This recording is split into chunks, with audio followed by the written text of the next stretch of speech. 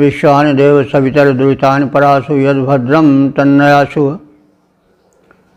ओम भद्रं कर्णेभिः शृणुयाम देवा भद्रं पश्येमाक्षिभिर्यजत्रा स्त्रैरंगैस्तुष्टुवांशुस्तनूभिर्विषेम देवहितं यदायुः। ओम वेद प्रेमियों सुधी श्रोताओं, संप्रति हम सब ऋग्वेद के तीसरे मंडल के 33वें सूक्त की व्याख्या में प्रवेश करने जा रहे हैं। इस सूक्त में कुल 13 मंत्र हैं। मंत्र संख्या 13 अनुष्टुप छंद में है। शेष 1 से 12 तक सभी मंत्र त्रिष्टुप छंद में निबद्ध हैं।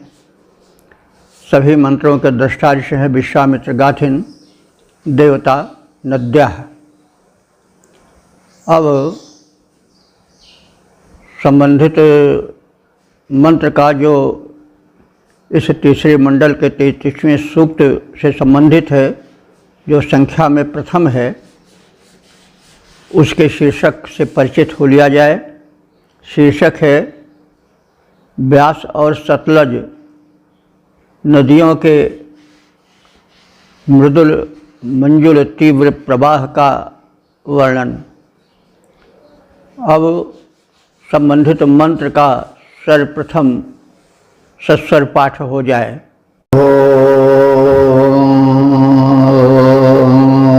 प्रपर्वतानामुशते उपस्थादश्वे इव विशिते हासमाने गावे एव शुभ्रे मातरा रिहाणे विपाक्षतुद्रे पजसा जवेते। इस पहले मंत्र में सागरोन्मुख 2 गमनशीला तीव्र वेग धारिणी नदियों विपाशा एवं शतुद्र का वर्णन है। तो हमारे यहाँ नदियों में देवीत्व की कल्पना की गई है, उनमें भी दिव्य शक्ति रहती है। नदियों की पूजा आज भी होती है। हम गंगा, यमुना, सरयू आदि नदियों की उपासना करते हैं। नदियों के किनारे ही सभ्यता का प्रथम अंकुरण हुआ। नदियाँ उस परमात्मा की सुव्यवस्था हैं। जैसे शासन व्यवस्था करता है नदियों से नहर निकाल करके असिंचित भूमि को सिंचन योग्य बनाने के लिए, वैसे परमात्मा ने जीवन धारण के लिए, प्राणियों के सुख सुविधा और विकास के लिए नदियों को मैदानी भागों में प्रवाहित किया। तो इन नदियों के किनारे सभ्यताएं विकसित हुईं, चाहे आर्य सभ्यता हो, चाहे भारत के बाहर मिस्र की सभ्यता और बेबीलोनियन आदि सभ्यताएं हों, क्योंकि नदियों के किनारे जल का पर्याप्त सौविध्य होता था और नाव के माध्यम से व्यापार भी होता था। तो यहाँ पर व्यास, जिसको विपाट कहा गया है, और शतुद्र नदियों को प्रार्थित किया गया है। तो विपाट आज की व्यास नदी है और शतुद्री सतलज नदी है। देव सभ्यता का विकास इन्हीं नदियों के तट पर हुआ लेकिन दुर्भाग्य का विषय है कि अदूरदर्शी हमारे जो नेतागण थे वे इसको पाकिस्तान को सौंप दिए बंटवारे में। और आज जहाँ वेदों की रचना हुई, जो देवभूमि है, जहाँ एक देव सभ्यता का निर्माण हुआ, वो हमारे हाथ से निकल गया, हम उसका दर्शन भी नहीं कर सकते हैं। और दुर्भाग्य ये है कि यहाँ जो पलती हुई आर्य सभ्यता थी, यानी वेदाधारित सभ्यता थी, वेद पाठ था, जिसका स्वतंत्रता के पूर्व लाहौर वगैरह में प्रचार था मुझे का, वो सब अब समाप्त सा होता जा रहा है। क्योंकि हम अपने प्रचार प्रसार के दौरान देख रहे हैं कि कमेंट्स उस देवभूमि से नहीं आ रहा है जहाँ वेदों का रचना काल या रचना कार्य हुआ था। तो वेद मंत्रों का दर्शन विशेष रूप से नदियों के तट पर सतलज, ब्यास, सरस्वती आदि जो सप्त सिंधु प्रदेश हैं उन्हीं में हुआ था। तो नदियों की पूजा आज भी होती है, गंगा, यमुना, सरस्वती, सरयू आदि की। हम उन नदियों को भूल चुके हैं क्योंकि भूलने को मजबूर हो चुके हैं। तो यहाँ पर इस सूक्त में बताया गया है कि विश्वामित्र ऋषि जो इस सूक्त के मंत्रों के दृष्टा हैं, वे इन दो नदियों के ब्यास और सतलज के तट पर जाते हैं। संभवतः वे वैदिक धर्म के प्रचार प्रसार हेतु इन नदियों को पार करके विदेश भूमि पर जाने के लिए उद्यत रहे हों, क्योंकि हमारे यहाँ ऋषि जो थे वो चुपचाप बैठे रहने वाले नहीं थे। वे जो सद्विचार था उसे मानव मात्र में प्रचार प्रसार करने के उद्योगी थे। तो विश्वामित्र ऋषि इन दो नदियों के तट पर जाते हैं, पार करने की इच्छा करते हैं। और इस संदर्भ में इन नदियों के वेगपूर्ण प्रवाह, अथाह जल को देख करके प्रार्थना करते हैं कि ये नदियाँ उन्हें पार जाने में सहायक हों। तो काव्यात्मकता आ गई है, एक नदियों में और विश्वामित्र के मध्य वार्तालाप का भी कुछ अंश आ गया है। और प्रारंभ के मंत्रों में, विशेष करके इस पहले दूसरे मंत्र में, विश्वामित्र जब वेग से उर्मिल सरित प्रवाह को देखते हैं तो मंत्रमुग्ध हो जाते हैं। उसकी शोभा को देख करके उनका ऋषि हृदय काव्य धारा से जुड़ जाता है और उर्मिल काव्य प्रवाह भाव बनकर छलक पड़ता है। तो इसी संदर्भ में हम मंत्रों के अर्थ को समझने की चेष्टा करें। विपाट शतुद्री ये नाम है। विपाट को व्यास नदी कहा जाता है। आजकल व्यास नदी के नाम से यह विपाट जाना जाता है। और शतुद्री सतलज के नाम से इस समय ज्ञात है। तो इन दोनों नदियों का प्रवाह बड़ा ही तीव्र है, उर्मिल है, लहरों से भरा हुआ है।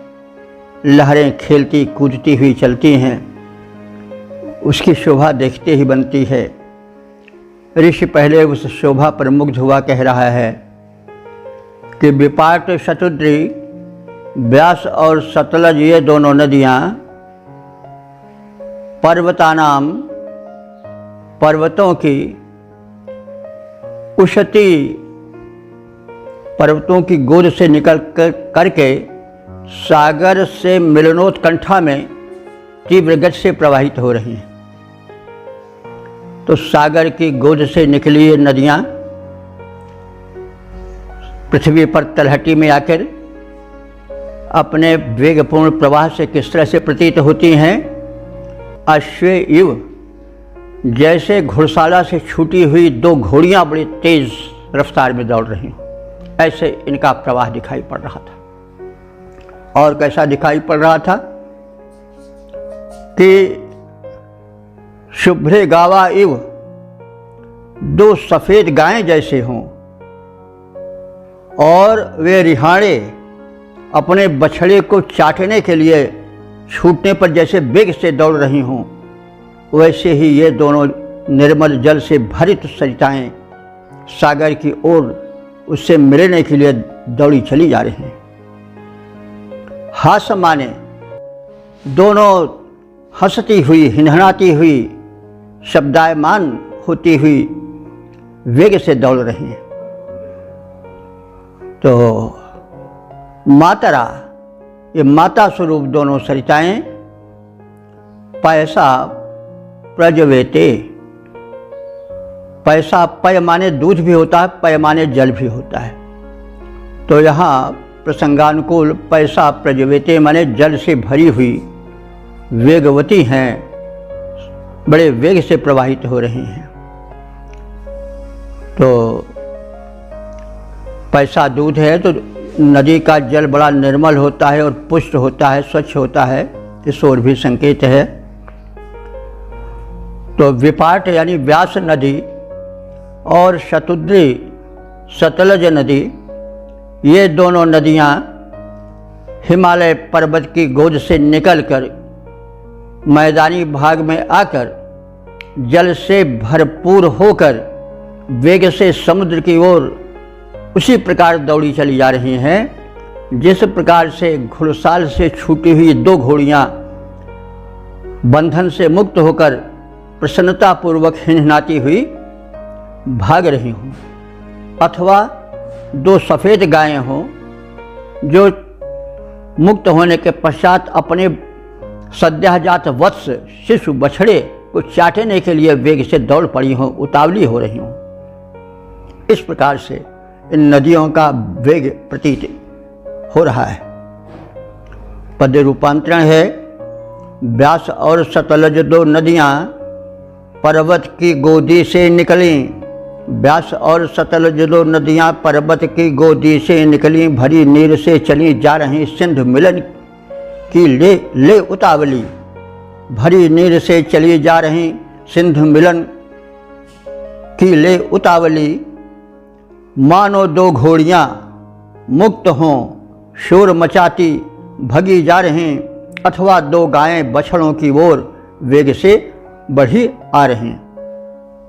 ओम वेद प्रेमियों, सुधी श्रोताओं, संप्रति हम सब ऋग्वेद के तीसरे मंडल के 33वें सूक्त के दूसरे मंत्र की व्याख्या में प्रवेश करने जा रहे हैं। मंत्र दशाध विश्वामित्र गाथिन, छंद त्रिष्टुप और देवता नदी। अब इसके शीर्षक को देखें। शीर्षक है नदियों की शोभा और उनकी उपयोगिता। अब संबंधित मंत्र का सर्वप्रथम सस्वर पाठ हो जाए।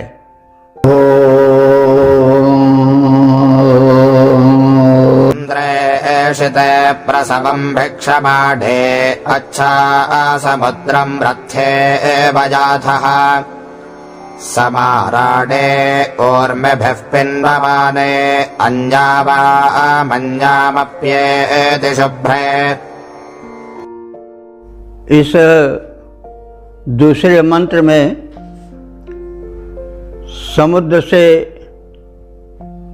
मिलनोत्कंठा लिए हुए ये व्यास और सतलज नदियाँ वेग से प्रवाहित हैं, इसका कथन है और उनकी शोभा का, उर्मिल शोभा का वर्णन है। विश्वामित्र ऋषि जो कि इन नदियों को पार करके जाना चाहते थे, वे इनको देख करके कह रहे हैं कि ये दोनों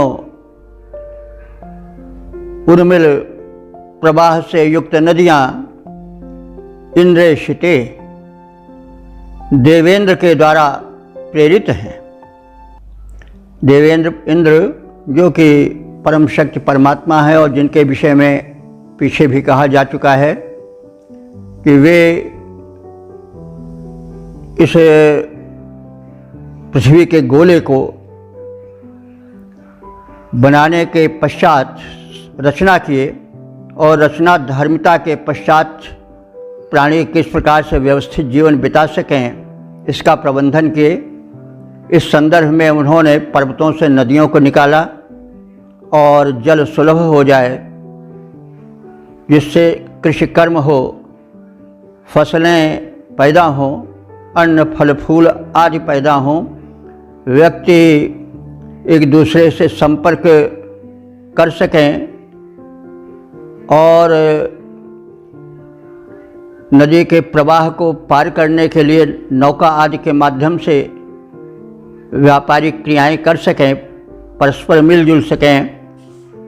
इन अनेक उद्देश्यों को लेकर के धरती की प्यास को बुझाने के लिए, फसलों के सिंचन के लिए, जल की सुलभ उपलब्धि के लिए नदियों को उस परम प्रबंधक इंद्र ने इस भूमंडल पर प्रवाहित किया। उन नदियों में से ये व्यास और सतलज दो नदियाँ प्रमुख हैं, जिनके पार जाने के इच्छुक विश्वामित्र ऋषि पहुँचते हैं, उनकी शोभा को देखते हैं और अपने विचार व्यक्त करते हैं। वे कहते हैं कि ये दोनों नदियाँ इंद्रेशिते, उस परम व्यवस्थापक इंद्र के द्वारा प्रेरित हैं, प्रवाह के लिए उकसाई गई हैं या समादेशित हुई हैं। सम और आड़े ये एक दूसरे के अनुकूल चल रही हैं और साथ साथ प्रवाहित होती दिख पड़ रही हैं। उर्मी भी पिंड माने, ये उर्मी कहते हैं लहरों से, लहर, और उर्मी भी माने लहरों से, पिंड माने ये युक्त हैं, लहरों से ये सबको तृप्त कर रही हैं। प्रसवम भिक्षमाणे, और जो प्रसव है, प्रसव से तात्पर्य हुआ जो फसलों की उत्पत्ति है, उपज है, उसको भिक्षमाणे, उनको ये जल की भिक्षा दे रही हैं, यानी जल से सिंचन कर रही हैं, उसका प्रबंध, उसके सिंचन के हेतु बनी हुई हैं। शुभ्रे, ये दोनों शुभ्र धारा से प्रतीत शोभा की वर्षा कर रही हैं। और रथायु, जैसे रथारोही तीव्र वेग से चला जा रहा हो, वैसे ये अपने प्रवाह पथ में बड़ी तीव्रता से बढ़ती जा रही हैं। समुद्रम अच्छा, ये समुद्र की ओर गमनेच्छुका हैं। वाम, हे तुम दोनों नदियों, अन्या, तुम परस्पर एक दूसरे के मिलने की भी इच्छा करते हो, यानी तुम दोनों का संगम भी होता है। हे नदियों, इंद्र के द्वारा प्रेरित होकर परस्पर अनुकूल चलती हुई अपने लहरों से समीपवर्ती प्रदेशों को सुतृप्त करती हुई, उपज को उत्कृष्ट बनाती हुई, उनकी प्यास बुझाती हुई, सिंचन करती हुई, शुभ्र वर्ण यानी श्वेत निर्मल जल से भरी हुई तुम दोनों जो विपाशा और शतद्र हो यानी व्यास और सतलज हो, वे दोनों बड़े वेग से इस प्रकार से बढ़ी जा रही हो समुद्र की ओर, जैसे कोई दो रथारोही हों जो वेग से रथ पर चढ़ करके भागे चले जा रहे हों। तुम दोनों में से एक दूसरे के मिलन की भी कांक्षा करने वाली हो, अर्थात तुम दोनों संगम के लिए भी उद्यत होने वाली हो। पद्य रूपांतरण है, हे नदियों तुम परमात्मा से प्रेरित हो बहती हो, हे नदियों तुम परमात्मा से प्रेरित हो बहती हो, तरल तरंगों से भू को सिंचन करती रहती हो, रथारोहियों ज्यों सागर की ओर बढ़ी जाती हो, रथारोहियों ज्यों सागर की ओर बढ़ी जाती हो, उपज बढ़ाती मिलती जाती शुभ्रे छवि पाती हो। ओम वेद प्रेमियों सुधी श्रोताओं, संप्रति हम सब ऋग्वेद के तीसरे मंडल के 33वें सूक्त के तीसरे मंत्र की व्याख्या में प्रवेश करने जा रहे हैं। मंत्र दृष्टारिष विश्वामित्र गाथिन, देवता नद्यः, छंद तुष्टुप है, शीर्षक है सागर गामिनी नदियाँ। अब संबंधित मंत्र का सर्वप्रथम सस्वर पाठ हो जाए।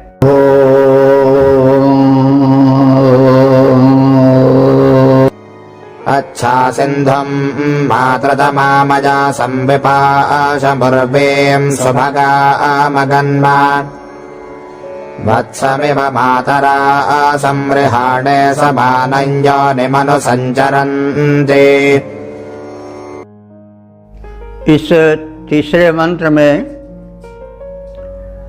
विश्वामित्र ऋषि जो नदियों को पार करके भारत के बाहर अन्य देशों में धर्म प्रचारार्थ जाना चाह रहे थे,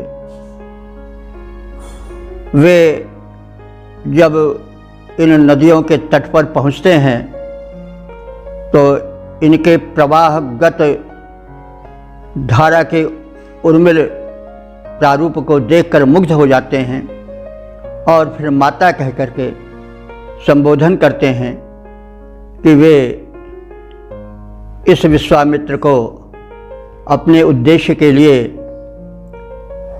उस पार जाने हेतु अनुज्ञा दें और अपने प्रवाह अपने वेग को शिथिल कर दें। तो यह है परंपरा है हमारे यहाँ की, प्रत्येक वस्तु में जो विशेषकर शक्ति संपन्न है, कुछ महत्ता धारण की है, उसमें दिव्यत्व का दर्शन किया जाता है और उसे जड़ समझ करके ठुकराया नहीं जाता है। राम ने भी लंका जाने के लिए समुद्र से पहले प्रार्थना की थी कि वे उसे पथ दें। तो वैसे विश्वामित्र ऋषि भी यहाँ नदियों से पथ मांग रहे हैं, निवेदन कर रहे हैं कि वे अपने इस वेगवती धारा को हमारे लिए जो है वो बहुत सुगम बना दें। और प्रथम वे शोभा देखते हैं, नदियों के प्रवाह को देखते हैं, उर्मिल प्रवाह पर विमुग्ध हो जाते हैं और उसके पश्चात निवेदन करते हैं। वे नदियों को माता कहते हैं क्योंकि कुछ मांगने के लिए उससे मधुर संबंध, उससे पूज्य संबंध जोड़ा जाता है। तो ऋषि विश्वामित्र कह रहे हैं कि मातरा वत्सम रिहाड़े इव, ये मातृ स्वरूपा नदियाँ उसी वेग से प्रवाहित हो रही हैं, उसी उत्कंठा और आतुरी से आगे बढ़ती जा रही हैं, जिस उत्कंठा और आतुरी से वत्सम रिहाड़े गावा बछड़े को चाटने के लिए गायें उत्कंठित होकर दौड़ पड़ती हैं। समानम योनिम, समानम माने समान, योनि कहते हैं स्थान को। योनि माने स्थान। तो नदियों, इन दोनों बिपाशा और सतलज का समान योनि है, यानी जहाँ जिस स्थान पर जाना चाहती हैं वो समान है। तो वो समान स्थान कौन है? समुद्र। तो ये दोनों नदियाँ सवेग समुद्र की ओर वैसे ही बढ़ी जा रही हैं जैसे सद्यः जात वत्स को चाटने के लिए बंधन से मुक्त गायें बड़े वेग से दौड़ पड़ती हैं। अनुसंचरंती, ये सवेग दौड़ती जा रही हैं। और मात्र तमाम सिंधुम अच्छ अयासम, मैं विश्वामित्र ऋषि इन मातृतुल्य सिंधु की ओर, सिंधु देखिए यहाँ पर नदी विशेष नहीं है बल्कि सिंधु माने नदी, और सिंधु माने सागर भी होता है। तो ये जो मातृतुल्य नदियाँ हैं, शतद्रु, सतलज और बिपाशा, व्यास, ये सिंधु समुद्र की ओर श्रेष्ठ गति से, तीव्र गति से, उर्मिल प्रवाह से प्रवाहित होती चली जा रही हैं। मैं प्रथम उर्वीम, उर्वीम माने विस्तृत, शुभगाम माने बड़ी सुशोभन, ऐश्वर्यशाली, विपाशम आगन्म, विपाशा नदी के यानी व्यास नदी के पास गया। प्रथम इस प्रयोजन से कि मैं इस विस्तृत और प्रवाह युक्त सरित के उस पार जा सकूं। तो वत्सानुरागी ये दो गायें बछड़े को चाटने की इच्छा से जैसे बड़ी आतुरी के साथ दौड़ी चली जाती हैं, वैसे ही ये दोनों नदियाँ सतलज और व्यास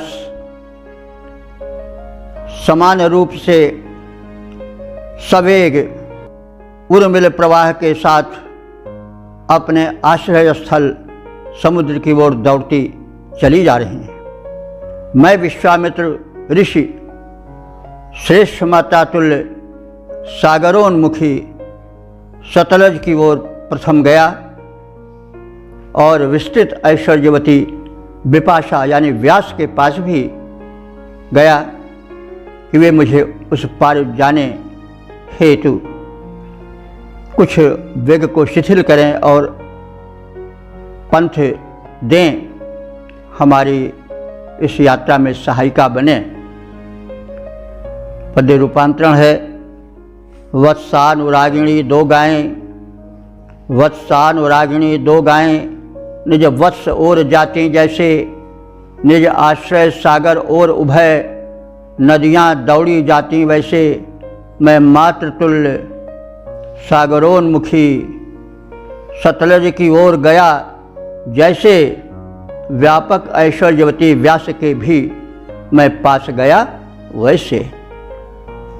ओम वेद प्रेमियों सुधी श्रोताओं, संप्रति हम सब ऋग्वेद के तीसरे मंडल के 33वें सूक्त के चौथे मंत्र की व्याख्या में प्रवेश करने जा रहे हैं। मंत्र दृष्टा विश्वामित्र गाथिन देवता नद्यः और छंद त्रिस्तुप है। शीर्षक है सिंधुगामिनी नदियों के प्रवाह में निरंतरता का कथन। अब संबंधित मंत्र का सर्वप्रथम सस्वर पाठ हो जाए।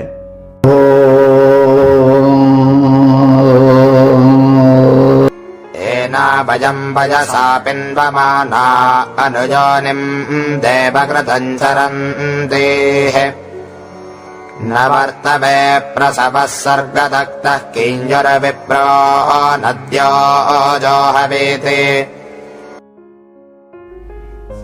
इस चौथे मंत्र में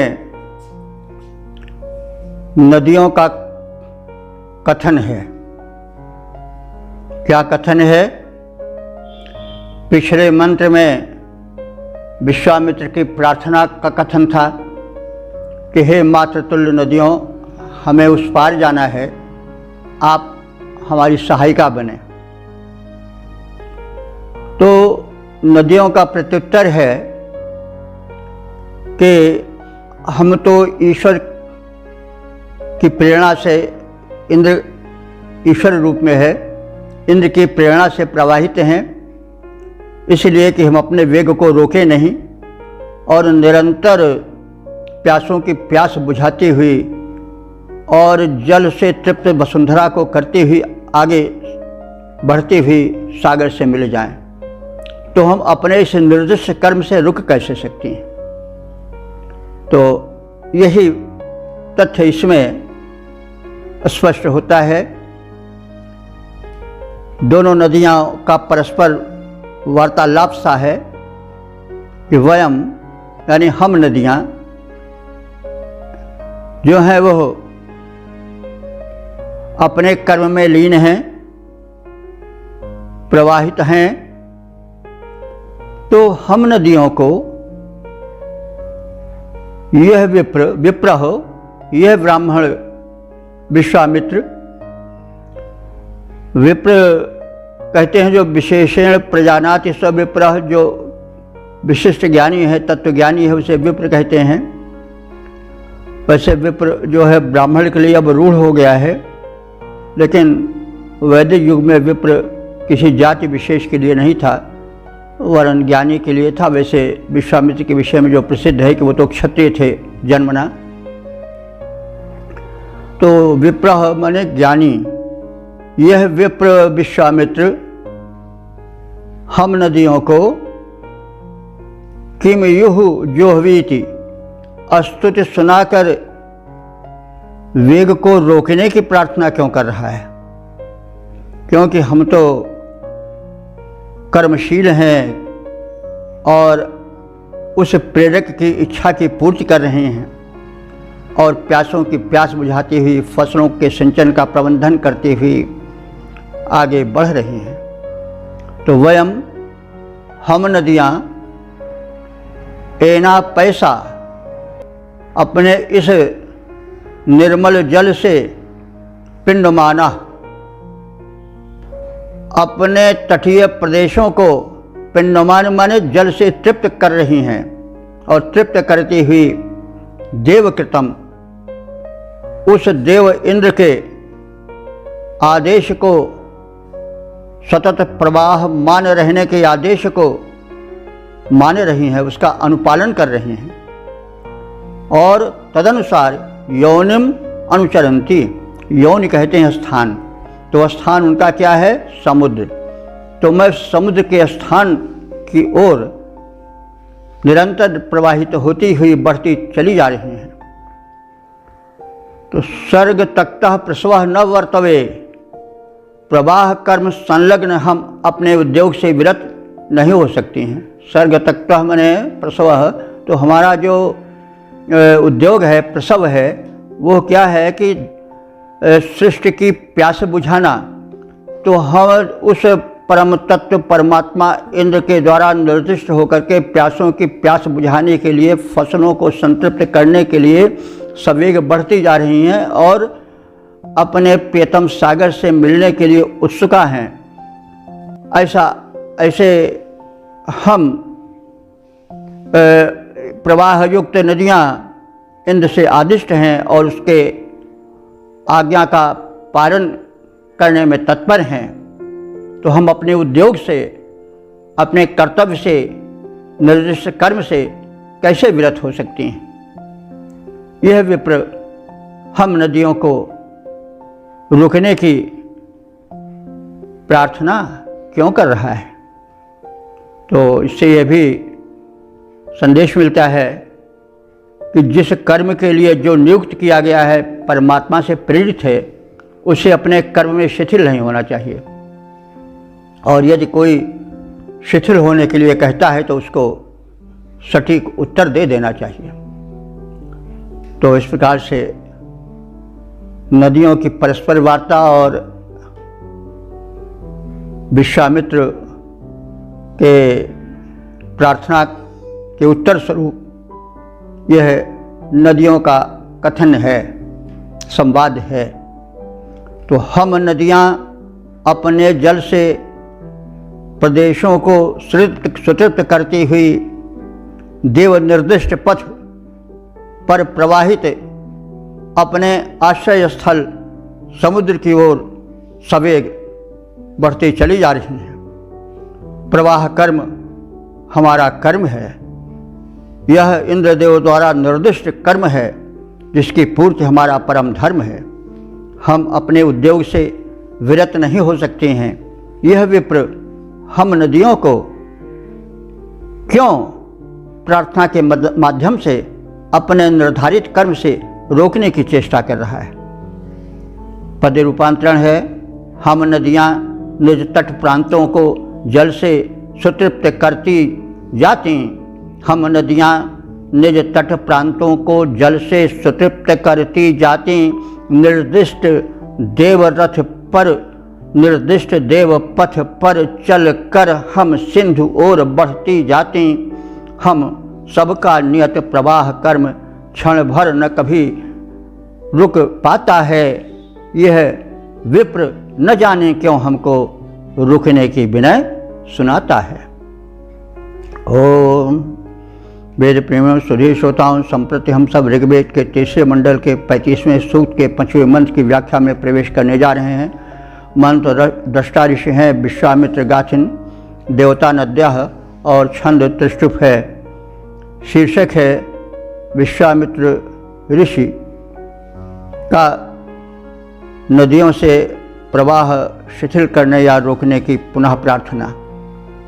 अब संबंधित मंत्र का सर्वप्रथम सस्वर पाठ हो जाए।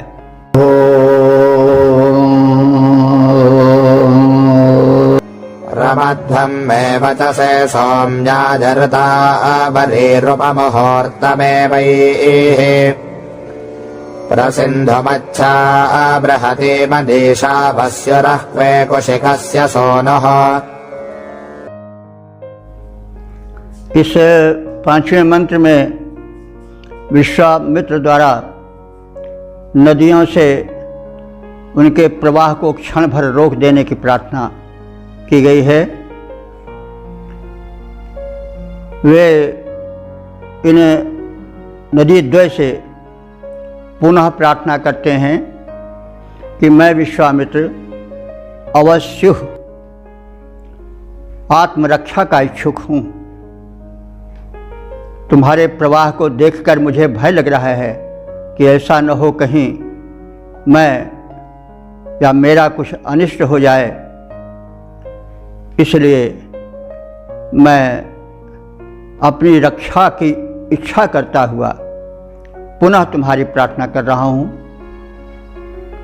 और कुशिकस्य सूनु, मैं विश्वामित्र प्रतापी कुशिक ऋषि का पुत्र हूँ। तो देखिए, मनुष्य अपने खानदान का भी परिचय देता है। यदि पिता यशस्वी हुआ, प्रभावशाली हुआ, तो दूसरे पर प्रभाव डालने के लिए, अपने प्रार्थना में बल लाने के लिए वो अपने खानदान का भी, अपने पिता आदि का भी परिचय देता है। तो विश्वामित्र कह रहे हैं कि मैं ऋषि हूँ और मैं सुप्रसिद्ध कुशिक ऋषि का सून हूँ, माने पुत्र हूँ। और बृहति मनीषा,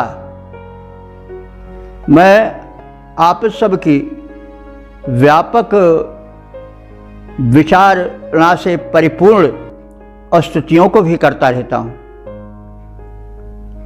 तो आप सब नदियों की प्रार्थना में हम स्तोत्र भी सुनाते रहते हैं, मंत्र को भी छंदोबद्ध करते रहते हैं।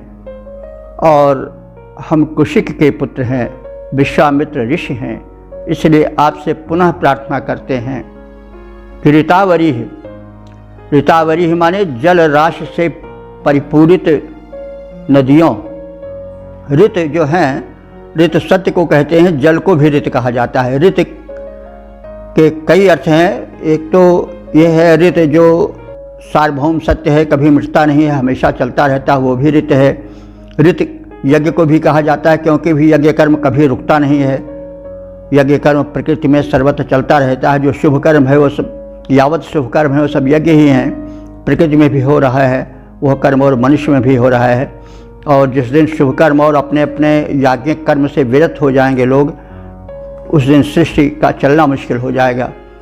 तो ऋत माने जल भी होता है, क्योंकि जल भी सत्य है। जब तक सृष्टि रहेगी तब तक जल रहेगा, और जल नहीं रहेगा तो सृष्टि भी अपने विनाश के कगार पर आ जाएगी। तो इसलिए ऋत जल को भी कहते हैं। तो हे नदियों तुम ऋतावरी हो, वह जल जो कि ऋत है, सत्य है, उससे भरी हुई हो। हे नदियों तुम जल परिपूरिता हो।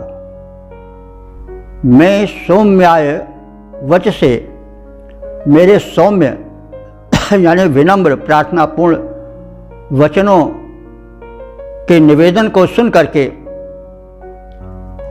एवैह अपनी गति को, एव माने गति, एवैह इस प्रकार से अपनी गति को मुहूर्तम उपरमध्वम, मुहूर्तम माने क्षण भर के लिए शिथिल कर दो, रोक दो, ताकि मैं उस पार जा सकूं। अपनी सुरक्षा का इच्छुक कुशिक नंदन विश्वामित्र, मैं तुम दोनों नदियों से प्रार्थना करता हूँ कि हे जलापूरित नदियों, मेरा नम्र निवेदन मानकर अपनी गति को क्षण भर के लिए रोक दो, ताकि मैं एक प्रयोजन विशिष्ट से, जिसके लिए मैं गमनोद्यत हूँ, वो पूरा कर सकूँ और उस पार जा सकूँ। पद रूपांतरण है, हे नदियों, कुशिक पुत्र मैं हूँ जो विश्वामित्र कहता हूँ। हे नदियों, कुशिक पुत्र मैं हूँ जो विश्वामित्र कहता हूँ। जा सकूँ तुम्हारे पार, अश्विनती मैं तुम्हें सुनाता हूँ। हे जलापूरिता सरिताओं, क्षण भर को रोको निज प्रवाह, मैं पार कर सकूं। अगम नीर मिल जाए मुझको सुगम राह। ओम वेद प्रेमियों, सुधीर श्रोताओं, संप्रति हम सब ऋग्वेद के तीसरे मंडल के 33वें सूक्त के 6ठे मंत्र की व्याख्या में प्रवेश करने जा रहे हैं। मंत्र दशारिष विश्वामित्र गाथिन, देवता नद्यः और छंद त्रिश्रुप है। शीर्षक है नदियों द्वारा इंद्रकृत उपकार का कथन और उनके आदेशों के पालन की चर्चा। अब संबंधित मंत्र का सर्वप्रथम सस्वर पाठ हो जाए।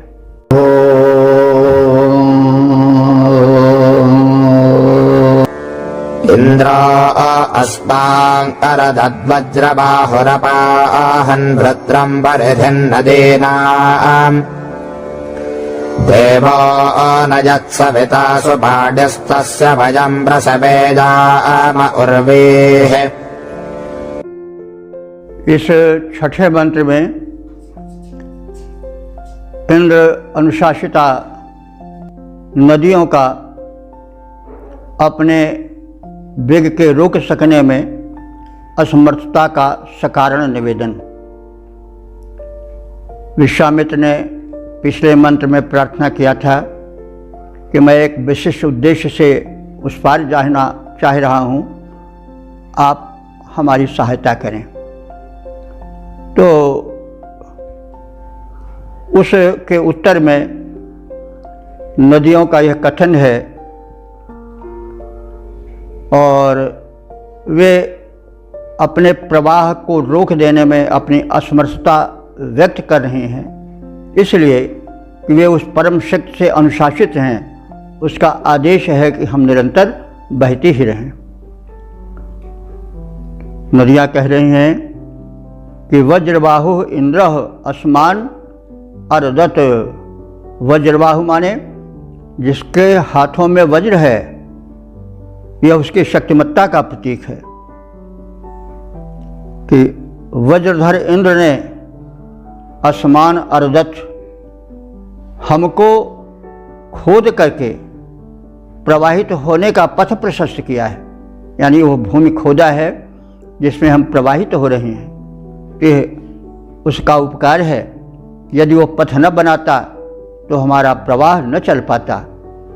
तो हम उससे आदिष्ट हैं, उसके उपकारों के ऋणी हैं। नदी नाम पविधिम, नदियों को घेर कर संकुचित करने वाला वृत्तम, वृत्त को अपाहन माने मारा था। तो इस संदर्भ में इंद्र ने वृत्तासुर का वध किया था और वृत्तासुर बड़ा ही पराक्रमी था। वह जल प्रवाह को रोके था। हम नदियों में जल बहने न पावे, इसके लिए वह दुर्वृत्त वृत्त, दुराचारी वृत्त कमर कसे था। लेकिन इंद्र ने हम नदियों में जल प्रवाह अनवरत प्रवाहित होता रहे, कभी जल का अभाव न हो, इसलिए वृष जल का अवरोधी वृत्त का संहार इंद्र को करना पड़ा और उन्होंने यह पराक्रम हम सबके हित में किया और उसको अपाहन मारा। सविता सुपाणी देवः, सविता कहते हैं प्रेरक को। यहाँ देखिए सविता शब्द सूर्य के लिए सीधे नहीं आया है, क्योंकि सवित्र या सविता का अर्थ भी होता है प्रेरक, और सूर्य जो है वो उदित होते ही संसार को प्रेरणा देता है कर्म की, इसलिए उसको सविता कहा गया। लेकिन प्रत्येक शब्द किसी न किसी धातु से सार्थक रूप से बनता है, बाद में वो रूढ़ हो जाता है और एक वस्तु विशेष के लिए ही उसका अर्थ समझा जाता है। लेकिन जैसा हम निवेदन करते आ रहे हैं कि भाषा का प्रारंभिक काल था, आदिकाल था ऋग्वेद का काल, तो उसमें गुण के कर्म के अनुसार से वस्तुओं का नाम निर्धारण होता था, लेकिन अभी रूढ़त्व तो नहीं आया था, इसलिए वही शब्द कहीं कुछ रूप में प्रयोग होता है और अर्थ देता है। तो यहाँ पर सविता जो है वो इंद्र के विशेषण रूप में प्रयुक्त हुआ है कि सविता सुपाणी देवः, वह परम प्रेरक, सुंदर बाहुओं वाला, बलिष्ठ भुजाओं वाला देव इंद्र परम तेजस्वी है। अनयत, वही अपने प्रयत्नों से हमको आगे ले जाने वाला है। वयम, हम सब नदियाँ, तस्य प्रसवे, उसकी आज्ञा में रहकर, उर्वी मानी उर्वी कहते हैं विस्तार, जल के प्रवाह के विस्तार से निरंतर प्रवाहित हो रही हैं।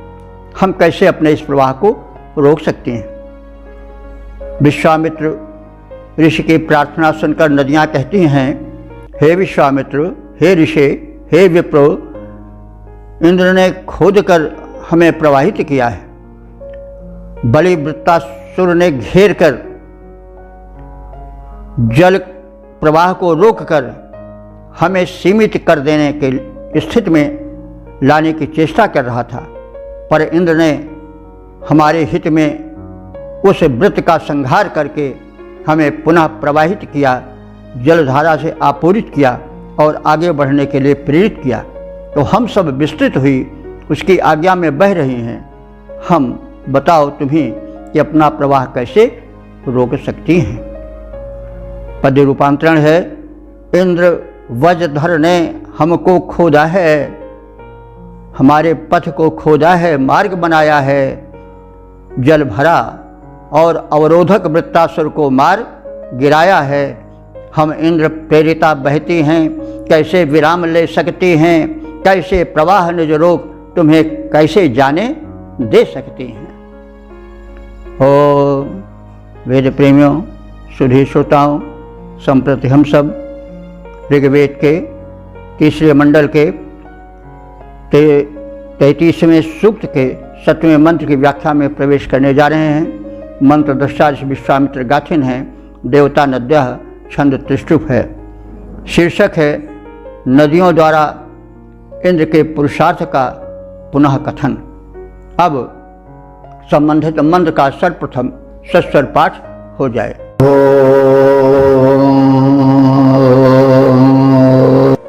प्रवाच्यं शश्वधा वीर्या अन्तरिन्द्रस्य कर्म यदहिं विभ्रश्चत विभद्रेण परिषदो जघाना जन्मापो जनमिच्छमानाः। इस 7वें मंत्र में पुनः इंद्र के पुरुषार्थ का कथन और नदियों द्वारा उसके उपकार और आदेश की प्रस्तुति की गई है। विश्वामित्र के प्रार्थना के संदर्भ में नदियां कह रही हैं कि एक समय ऐसा था कि अहिम विवृश्चत। अहि माने एक अहि वैसे तो सर्प होता है, लेकिन अहि यहाँ पर एक दैत्य विशेष का, जिसे वृत्तासुर कहा जा सकता है, उसका पर्याय बनकर आया है। वह अहि बड़ा खतरनाक होता है, हिंसक होता है। वैसे वह दैत्य भी बड़ा हिंसक था और भयंकर था। तो ऐसे अहि को, वृत्तासुर को इंद्र ने लोक हित में और हम सबके हित में विवृश्चित माने मार डाला, छिन्न भिन्न कर दिया। वृश्च कहते हैं छेदना, काटना। तो बिच्छू काट लेता है, छेदता है नहीं, उसी से वृश्चिक भी बना है। वृष धातु वृक्ष है, उससे वृश्चिक बनता है, जिसको बिच्छू कहते हैं। क्योंकि बिच्छू भी डंक मारती या छेदती है, तो मूल शब्द वृक्ष से ही वृश्चिक बना है। तो इंद्र ने हम सबके हित में और लोक हित में उस अहि को, यानी जलावरोधी वृत्तासुर को वृश्चित माने छिन्न भिन्न कर दिया, काट पीट कर फेंक दिया। इंद्रस्य तत्कर्म वीर्यम, हम इंद्र के उस कर्म को, पराक्रम को और जो शक्तिमत्ता को कैसे भुला सकते हैं। शश्वधा प्रवाच्यम, वह इंद्र अपने पराक्रम के लिए अनेक तरह से वर्णनीय है, यानी उसके यश को, उसके पराक्रम को भांति भांति से वर्णन करना चाहिए, क्योंकि वो इसका पात्र है। उसका पराक्रम, उसका कर्म लोक हित में बड़ा ही महत्वपूर्ण है। उस इंद्र ने वज्र से परिसदा निजघान, चारों ओर जो माने चारों ओर सदा माने बैठे थे, उस वृत्तासुर के सहायक रूप में जो अन्य दानव चारों ओर बैठे हुए थे, उन सबको, जो कि जल वृष्टि के विरोधी थे और इस धरा को पिपासित रखना चाहते थे, हम सबके प्रवाह को पूर्ण होने ही नहीं देना चाहते थे, ऐसे वृत्तासुर के चारों ओर स्थित उनके सहायकों को भी निजघान इंद्र ने मारा है। और इस प्रकार से उसका यश जो है वो विध रूप से वर्णनीय है। आपह, और इस प्रकार से उसने वृष्टि जल के अवरोध को मिटाया है और हमारे लिए पथ प्रशस्त किया है। और अयनम इच्छमाना, हम अपने अयन माने स्थान क्या है? समुद्र। समुद्र में जा करके नदियाँ विश्राम लेती हैं, नहीं तो दौड़ती हुई चलती हैं। समुद्र में जा करके उनको विश्राम मिलता है, उनकी भागदौड़ समाप्त होती है। तो उनका अपना अयन, अपना जो विश्राम स्थल है वो है समुद्र। तो हम नदियाँ अयनम इच्छमाना, अपने मुख्य विश्राम स्थल समुद्र की इच्छा करती हुई आगे बढ़ती जा रही हैं और इस प्रकार से इंद्र के आदेश का हम पालन कर रहे हैं। अब तुम ही बताओ, हम कैसे रुकें? क्या हम अपने आदेश, क्या हम उस इंद्र के आदेश का उल्लंघन करें? क्या ये उचित है? तो नहीं। तो अब ये उत्तर नदियों का था।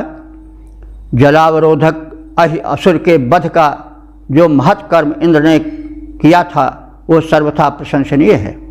जब इंद्र ने चतुर्दिक स्थित असुरों का संहार किया, नदियों का जल प्रवाह मुक्त हुआ और उस समय उसने अन्य उस अहिके या वृत्तासुर के सहायकों को भी मारा, मौत के घाट उतारा।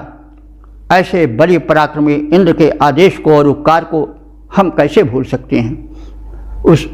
उन परम शक्तिमान इंद्र ने ही हमें इस स्थिति में किया कि हम अपने स्थान, मूल स्थान जहाँ हमें विश्राम मिलता है, उस सागर को और उससे मिलने की इच्छा को पूरित किया और हम उसी इच्छा से प्रवाहमान हैं। अब तुम्हें बताओ हम कैसे अपने प्रवाह को, अपनी गति को रोकें। पद रूपांतरण है, जलरोधी वृत्तासुर वध में जो बल सुरेंद्र ने दिखलाया। जलरोधी वृत्तासुर वध में जो बल सुरेंद्र ने दिखलाया, वह महत् प्रशंसित कर्म इंद्र का अक्षय यश बनकर छाया। जल के प्रवाह को मुक्त किया कर असुरों का संहार घोर, उन्मुक्त धार बह चली, त्वरित मिलने इच्छुक हो सिंधु ओर। तो हम सब की उन्मुक्त धार बह चली, त्वरित मिलने की इच्छुक हो सिंधु ओर।